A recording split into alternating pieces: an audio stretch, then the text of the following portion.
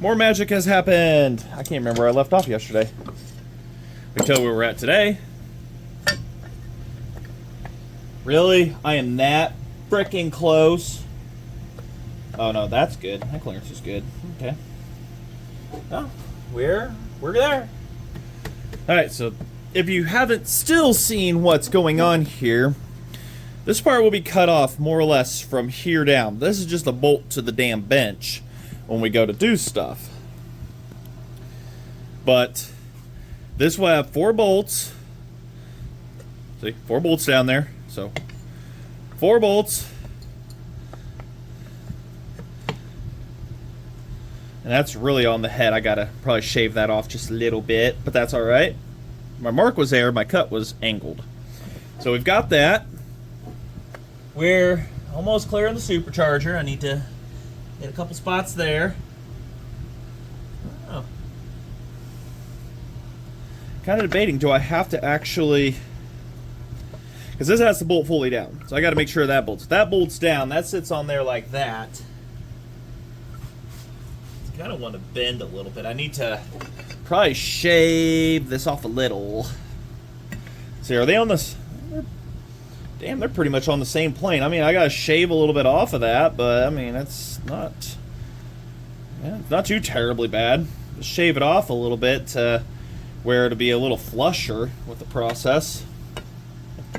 Is that even a word or term that you can use? But yeah, bolt that down.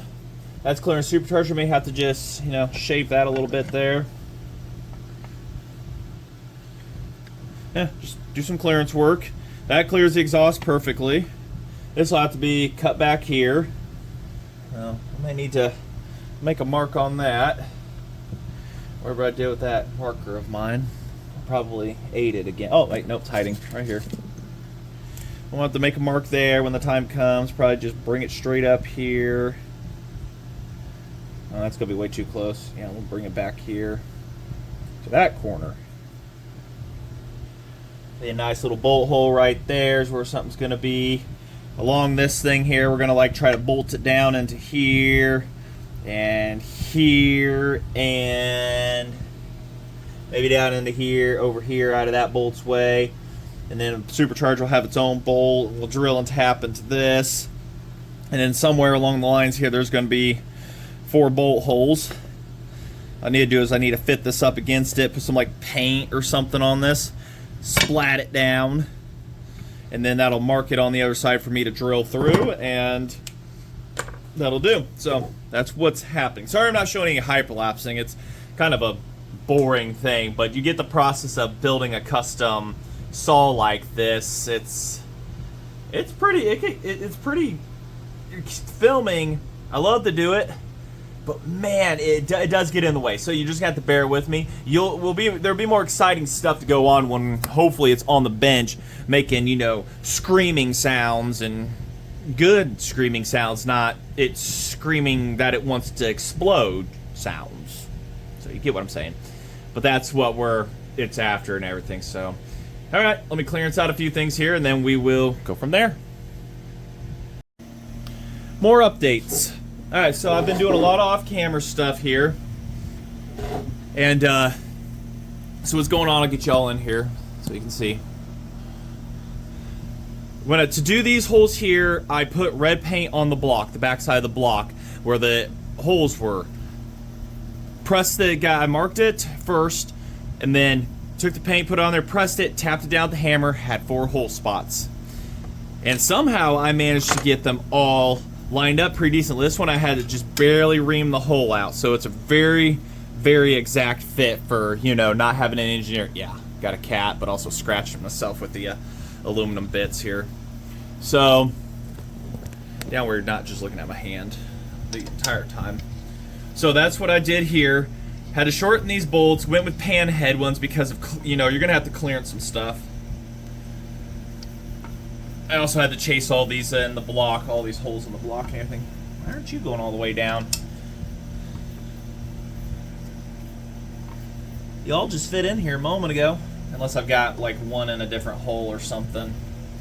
May have to finish shortening these up. Ace Hardware only had one length of pan head bolts here. So a lot of drill press work, a lot of, yeah, they got this short and a couple more still. Yeah. But only one length. The top holes that you probably just saw right here, after I bolted this down, I did my marks. Of course, before that, I marked on the supercharger where I can and can't drill because there's bolts that are holding the adapter on. So I drilled in between those, went to the drill, did my marks, marked a line, and then made a mark with the punch on those 3 spots up there. Probably put a washer underneath of these, all said and done, but we'll see what clearancing allows for here.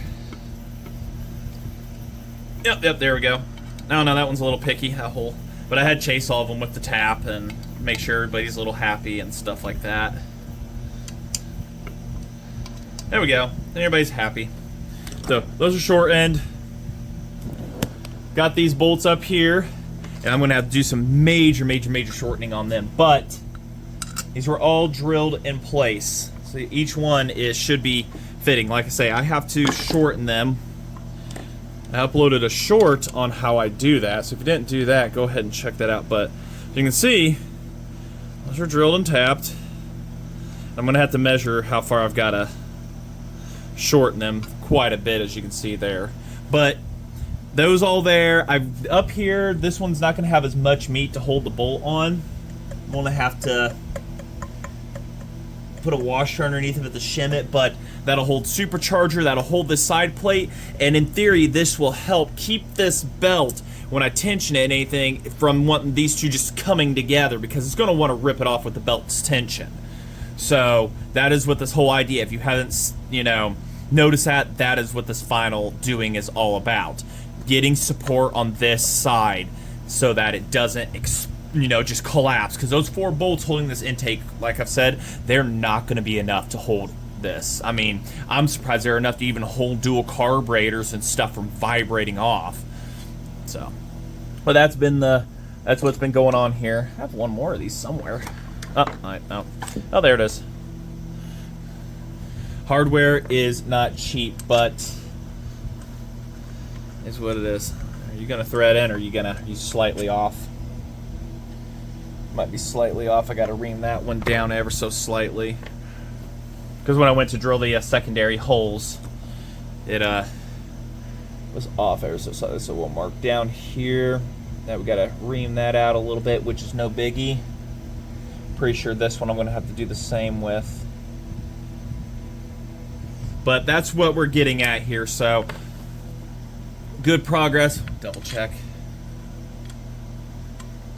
Oh yeah, that's what we'll have to do. Oh wait, now, all right. So I'll have to ream those out, shorten these, and we should be good to do for this hole, which it's a metric one. So I can thread it through the back side of the supercharger, because there's threads through these ears here. Thread it through, have it make its little contact spot on the back of this. Take everything back off, drill it, and then it'll have its spot here. So we'll have 1 bolt here, we'll have these 3 on the adapter, and we'll have these 4 on the block, and that should be easily enough to keep this thing from flexing up and down. Easily enough. And then, after all that's done, it'll be able to bolt on to the bench. Theoretically, for running. But we're a ways away from that. So, it's kind of what we're going at here. Bolting it to the bench. If you guys could see. Like I say, we could end up cutting that off and flushing it, seeing what the body does and whatnot. I've got a lot of planning to do for a custom body on this. I'm going to be running a Mac oil tank on it for purposes oiling and everything. Other than that, I don't know. That could be all that's McCulloch on it. I mean, I still got to figure out what I'm going to do with the handle with it. Probably go from here up to here to have a handle and stuff, tie everything in place, have a handle up here and stuff. This thing is a brick of a weight. It is heavy. So I'll bring you back when we get all this bolted up. Tell me that doesn't look semi-professional. You know, because I'm not a machine shop and I don't have all the fancy computer stuff and whatnot. But pretty sure that's going to hold stuff just fine. I'm thinking I don't even need to put this one in because the hole, I wish I had seen it that I could made this up a little higher, but the hole's going to be so close to the top. But we won't drill it for now because you really can't undrill a hole. At least I can on aluminum. But we can figure out how to utilize stuff to be a handle and whatnot on the supercharger and everything, but that should keep any shear and lateral forces away for now. Like I say, if you guys can see if I look in the camera. I know there's a gap here, but I'll fill it in a little bit later with washers probably more or less, but that should keep the forces away from wanting to shear and pull this down. And these little tiny 4 bolts here in the intake from having to scream for their life for all 20 seconds. But we will have to put a tensioner in here at some point, because since this rotates, it'll be rotating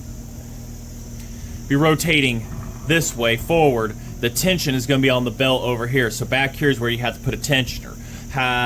What I'm going to use, I don't know yet, at least in terms of how to tension it. I guess I could do it manually. I'll have to get some ideas from people, but I can end up using just a ball bearing itself, I think. Just a wide ball bearing to press on a belt, and it can just provide the tension and be good from there. But from little research that I've done and everything, looking up stuff on how much pressure these can produce, on a Predator 212, a stock one of those, they actually only move 160 cubic feet of air a minute, so 100 CFM. And turning one of these 1-to-1 on it, I think it said, and these turn a maximum of 16,000 RPM. We're looking at, I know it was like 26 PSI, which is stupid dumb. 26.7 or something like that. 2-to-1 on these, it would put out about 12. So, and that's kind of what I'm going for, 2-to-1 on these. This will spend 10,000 right here. This could spend like some 5,000. So that could put about 12. So we could go start at a 2-to-1, try to do a, a 1.75. Try to get, see what sizes can be engineered for the, for this right here, the pulley for the crankshaft is what we're going to have to do. And then we'll have to figure out what belts we can find and get and everything. And so, but that's going to have to wrap it up for this video. Like I say, if I video every little bit of this, it just takes up so long. A year's job on this, but I'm really progressing much faster because the ideas are fresh in my head, and I'm going to forget it if I don't do it at that time up. We still have a saw that I got to get painted behind me. I need to go actually get some decent clear coat. I'm just going to use the sunburst yellow Rust-Oleum on it, but I'm going to get a good clear coat to put over it and everything, so it'd be much more gas resistant on everything. But for now, I have to make my homemade paint booth and setup and whatnot. I've got a revision on that actually I'm going to do. But I'm Yammering. So I'll say thanks for watching.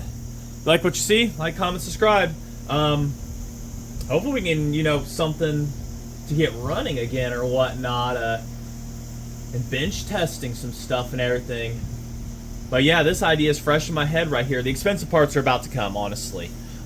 Piston, connecting rod, those are the expensive parts to this. I've got a billet head I'm going to put on this. I'm thinking I'm going to send that out to the same guy who is going to machine this, and we're going to get a bigger dome on it and everything and whatnot. It's got way too much compression for this and everything. And like I said, I've done some reading on how much heat these produce after like 20 minutes of running and stuff. But in researching what gear oil to use in it, it says 80-90.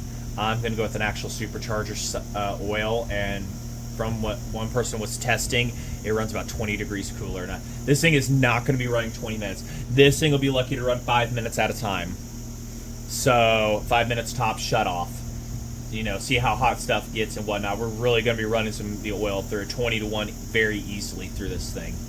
Keep stuff lubricated and whatnot. But I'm rambling. Thanks, everybody.